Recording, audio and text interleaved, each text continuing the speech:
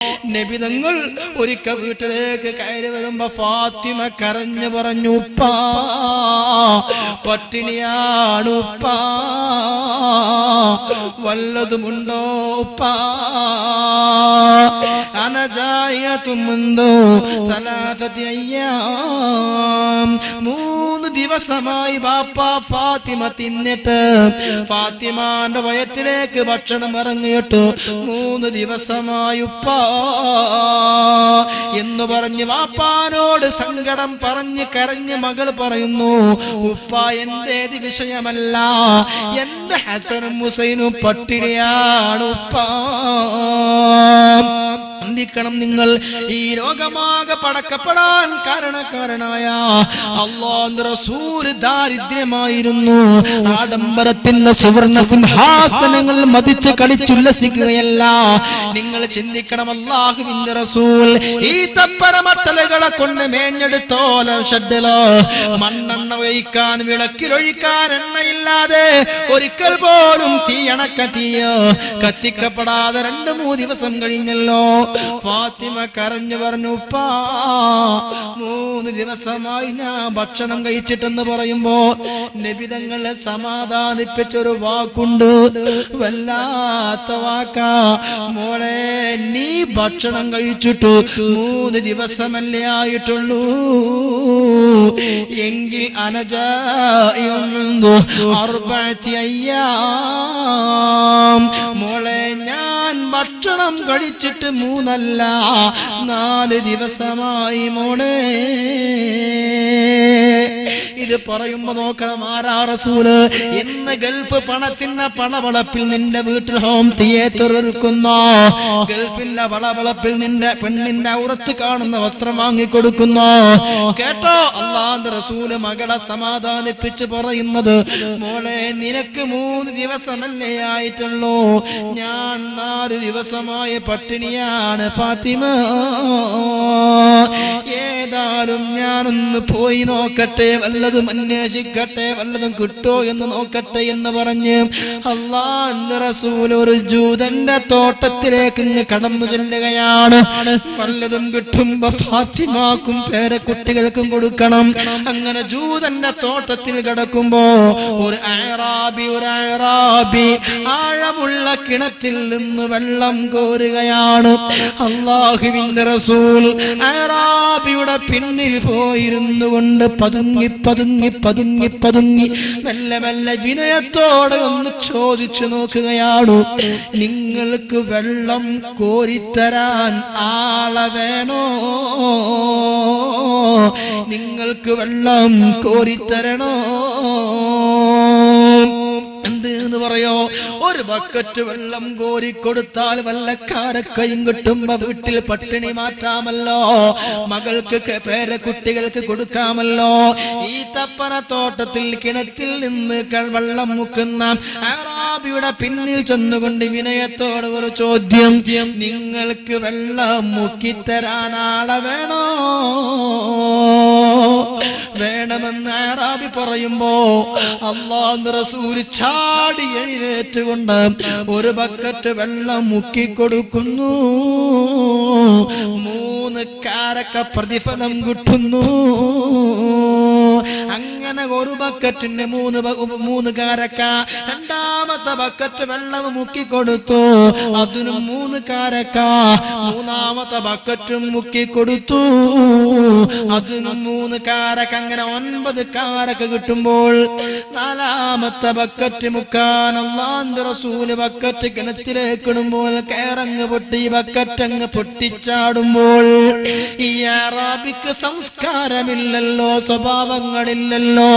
അറാബി തന്റെ ശക്തിയായ കൈകൊണ്ട് എടാ നീ എന്റെ ബക്കറ്റ് തള്ളിയിട്ടോ എന്ന് പറഞ്ഞ് അല്ലാഹുവിന്റെ റസൂലിന്റെ ശറഫാക്കപ്പെട്ട പനനീർ നിറമുള്ള മുഖത്ത് ശരീരത്തിൽ ആ ഞഞ്ഞി കൈയും പതിയുന്ന രൂപത്തിൽ 5 വിരലും പതിയുന്ന രൂപത്തിൽ അങ്ങ് അടിക്കുമ്പോൾ വേദന കൊണ്ട് കണ്ണീര് വന്ന് കണ്ണീര് തുടച്ചുകൊണ്ട് കിട്ടിയ 9 കാരക്കയുമായി തിരിച്ചൊന്നും തന്നെ പറയാതെ ആ വീട്കണത്തിൽ വീണ ബക്കറ്റ് രണ്ടാമത് എടുത്തു കൊടുത്തുകൊണ്ട് 9 കാരക്കയുമായി വീട്ടിലേക്ക് നടന്നു നീങ്ങുകയാണ്. ആരെന്നറിയോ? ഹബീബായ മുഹമ്മദ് മുസ്തഫ 9 കാരക്കയുമായി വീട്ടിൽ ചെന്നുകൊണ്ട് ഹസന തന്റെ വലത്തെ തുടയിലും ഹുസൈന തന്റെ ഇടത്തെ തുടയിലും ഇരുത്തിയിട്ട് തന്റെ പേരക്കുട്ടികൾക്ക് കാരക്ക കൊടുക്കുമ്പോൾ അപ്പോഴാണ് അറാബി പിന്നെയാ ചിന്തിക്കുന്നത്, ആരെയാണ് ഞാൻ അടിച്ചത്, ആരെയാ ഞാൻ വേദനിപ്പിച്ചത്? ഒരു പ്രവാചകനെയാണോ? അതേ, ഒരു പ്രവാചകനെയാണല്ലോ ഞാൻ അടിച്ചത്. അറാബിയുടെ മനസ്സിന്റെ ഉള്ളിൽ ദുഃഖങ്ങൾ വന്നു, സങ്കടങ്ങളായി, അലോസരപ്പെടുത്തലുകളായി. അറാബി ചിന്തിച്ചു, ഒരു പ്രവാചകനെയാണല്ലോ എന്റെ കൈ കൊണ്ട് ഞാൻ അടിച്ചത്, ഇനി എനിക്ക് രക്ഷ ഉണ്ടാകുമോ? അങ്ങനെ കരഞ്ഞുകൊണ്ട് മൂർച്ചയുള്ള കത്തിയെടുത്തുകൊണ്ട് അല്ലാഹുവിന്റെ പ്രവാചകനെ അടിച്ച ഈ കൈപ്പത്തി എനിക്ക് വേണ്ടെന്ന് പറഞ്ഞുകൊണ്ട് വലത്തെ കൈപ്പത്തി അങ്ങ് അറുത്തറുത്തറുത്തറുത്തറുത്തങ്ങ് അറ്റു വീഴുകയാണ്, ഛേദിച്ച് കളയുകയാണ്.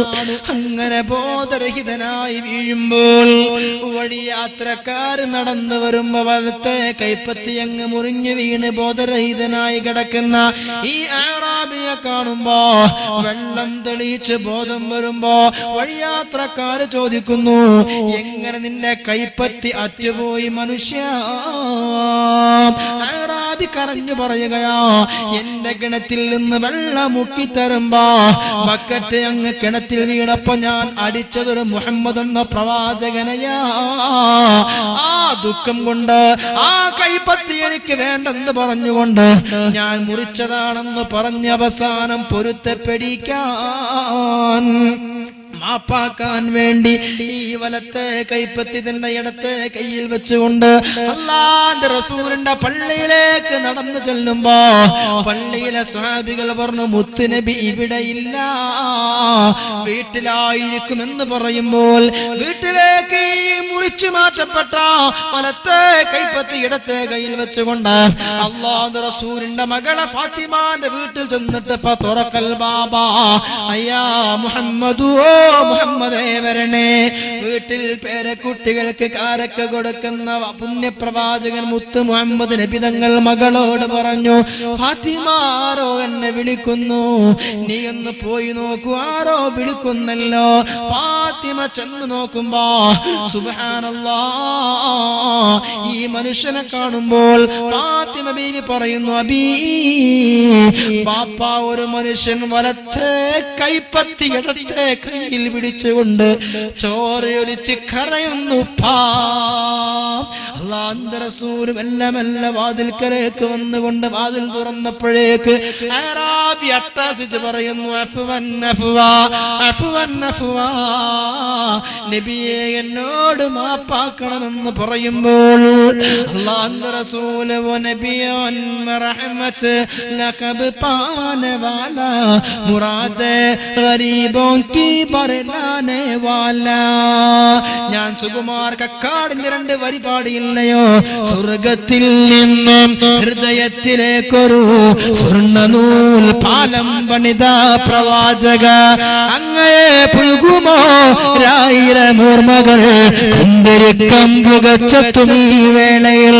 ഈ കൈപ്പത്തി ഇടത്തെ കയ്യിൽ പിടിച്ചുകൊണ്ട് അഫ്വാ എന്നോട് മാപ്പാക്കണമെന്ന് പറയുമ്പോ ആറാവിയുടെ 5 വിരലും പതിഞ്ഞ പണ പോയിട്ടില്ല. അല്ലാഹുവിന്റെ റസൂൽ പറഞ്ഞു, അഫൗതു, ഞാൻ മാപ്പാക്കി എന്ന് പറയുമ്പോ ആറാബി കരഞ്ഞു പറഞ്ഞു, ഓ നിങ്ങൾ സത്യപ്രവാചകനെങ്കിൽ മുൻകഴിഞ്ഞു പോയ മുർസലീങ്ങൾ ചെയ്ത പോലെ അറ്റതും മുറിഞ്ഞതും സുഖപ്പെടുത്തുമല്ലോ. നിങ്ങൾ ഈ കയ്യങ്ങ് ശരിയാക്കി തരുമോ? മുഅ്ജിസത്തുണ്ടോ? അല്ലാഹുവിന്റെ റസൂൽ തന്നെ അടിച്ച കൈപ്പത്തി വെച്ച് അവിടെ തൊമുനീര് കൊണ്ട് അവിടെ തന്നെ വെച്ച് കൊടുത്ത് അല്ലാഹുവിനോട് ദുആ ചെയ്യുമ്പോ അതങ്ങ് ക്ലിയറാകുന്നു.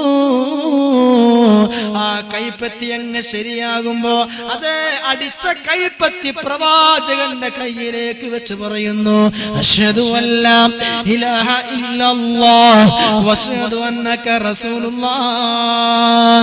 ദാരിദ്ര്യത്തിന്റെയും ഇല്ലായ്മയുടെയും അല്ലായ്മയുടെയും പട്ടിണിയുടെയും പരിവട്ടത്തിന്റെയും കഷ്ടപ്പാടിന്റെയും പ്രയാസത്തിന്റെയും വല്ലാതെ ബേജാറാവും അടങ്ങേറും ഉണ്ടാകുമ്പോഴും അല്ലാഹുവിലേക്ക് ജീവിതം സമർപ്പിച്ച പുണ്യ